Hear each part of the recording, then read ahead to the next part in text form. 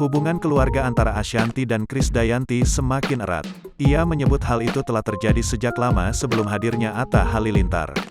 Semenjak Aurel Hermansyah menikah dengan Atta Halilintar, hubungan Ashanty dan Krisdayanti mulai hangat. Keduanya bahkan kini lengket hingga kerap berkumpul bersama. Banyak yang beranggapan jika menyatunya kembali kedekatan mereka berkat peran Atta Halilintar.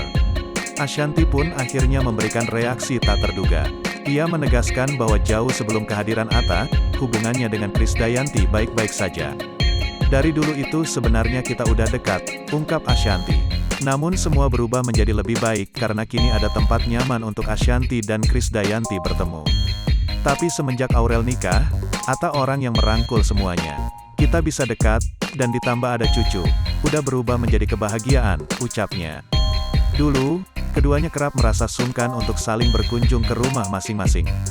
Kalau dulu kan mau mengunjungi salah satu tuh nggak akan senyaman sekarang. Kalau sekarang kan ada rumah tengah, tambah Ashanty.